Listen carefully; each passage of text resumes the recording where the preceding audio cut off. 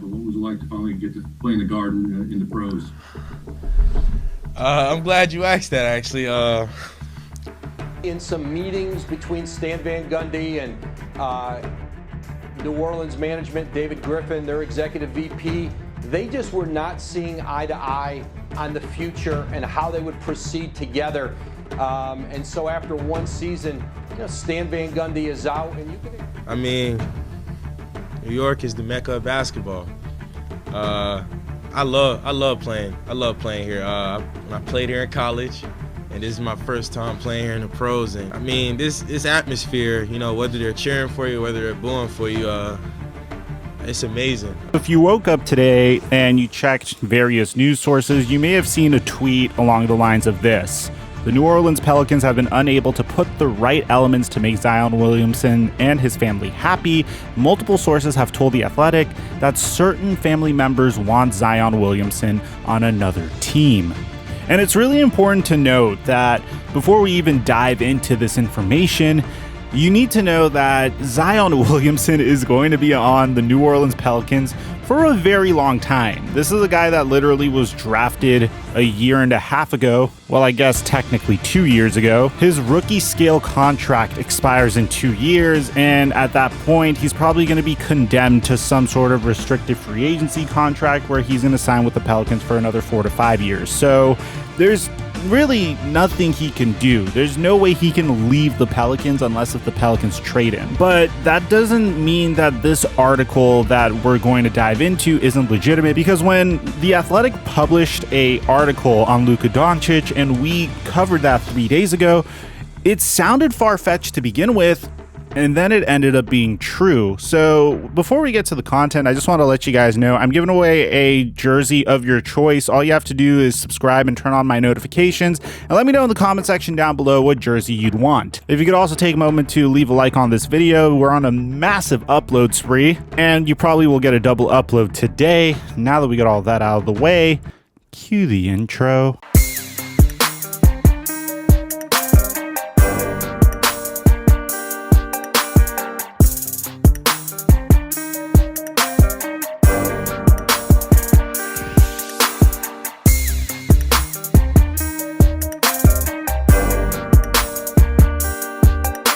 Mic check 1 2 1 2. What's going on, everybody?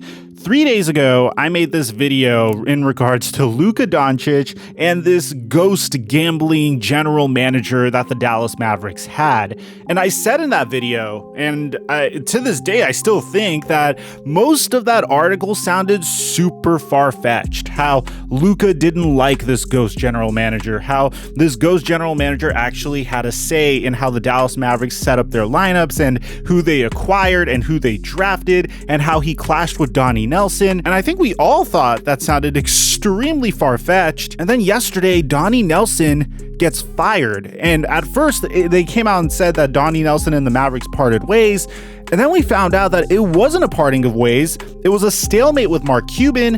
And then he got fired. So that article, as far-fetched as it sounded, was actually legitimate. And this is despite Mark Cuban saying it was BS. So just because an owner comes out and says something's BS doesn't necessarily mean it's true. The reason I'm giving you this information is I take The Athletic really seriously. Typically, they give good stuff, as crazy as it sounds sometimes. So we're gonna hold their words slightly true, and we're gonna take them seriously, and we're gonna dive in and analyze and give our opinion on this. And of course, I'm gonna be reading your comments in the comment section down below, and we could decide whether or not this is actually true or not. So in the 2019 NBA draft lottery, the New Orleans Pelicans absolutely lucked out. They got the #1 overall pick over teams like the Los Angeles Lakers and the New York Knicks, and had the opportunity to select Zion Williamson. At the time, it was mainly thought that Zion wanted to go to the New York Knicks, and if the NBA was actually rigged, I do think he would have gone to the New York Knicks, because,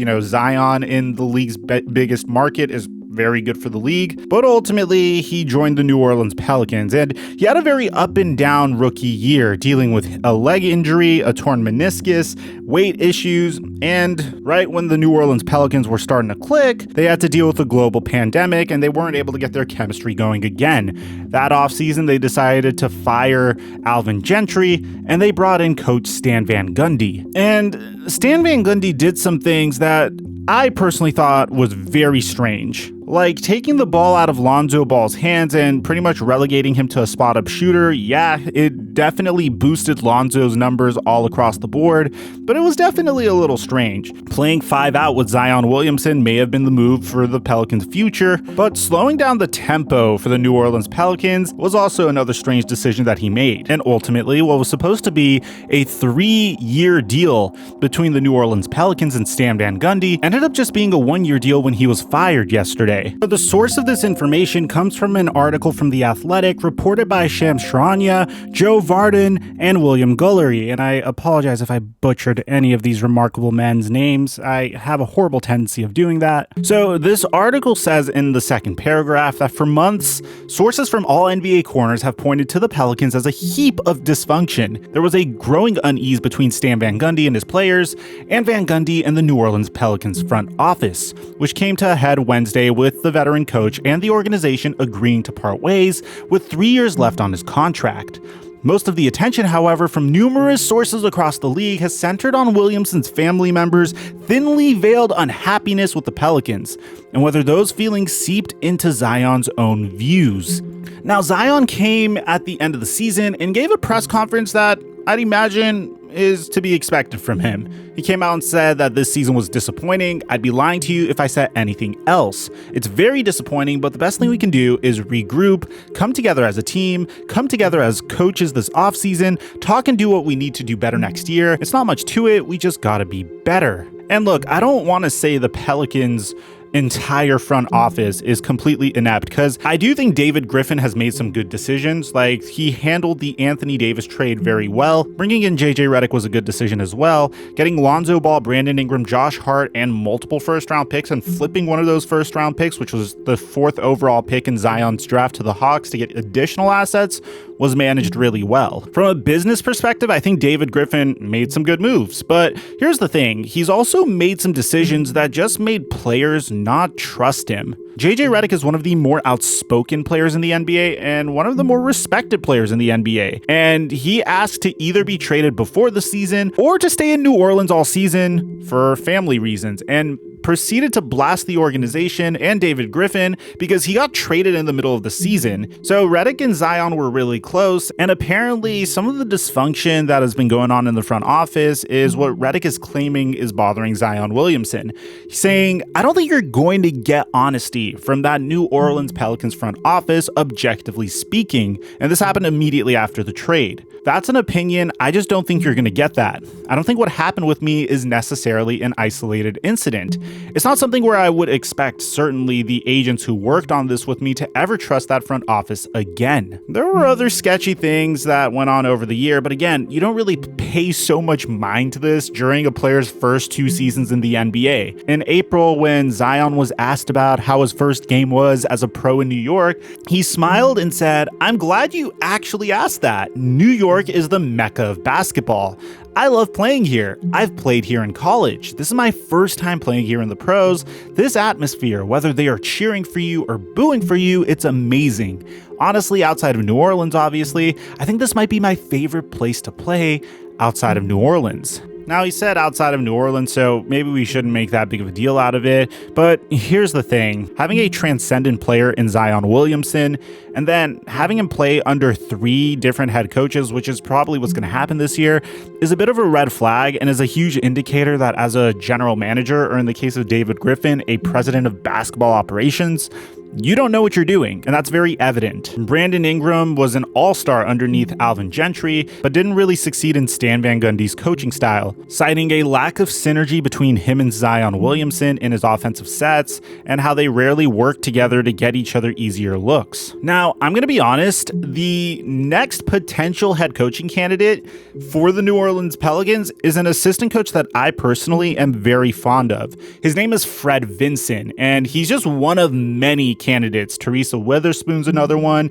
They're going to take a look at Chauncey Billups and Jacques Vaughn, but I think Fred Vincent might be the most interesting candidate here. So if you guys don't know who Fred Vincent is, he is the man that is credited with changing Tyreke Evans' jump shot, but more famously, he completely recreated Lonzo Ball's jump shot. And the man's jump shooting has increased drastically ever since working with Fred Vincent. And he even came out and said that when I came here, my shot wasn't working. Pretty much all the credit that you see right now with my jump shot goes to Fred Vincent. We have been grinding ever since, and now you can see the work paying off.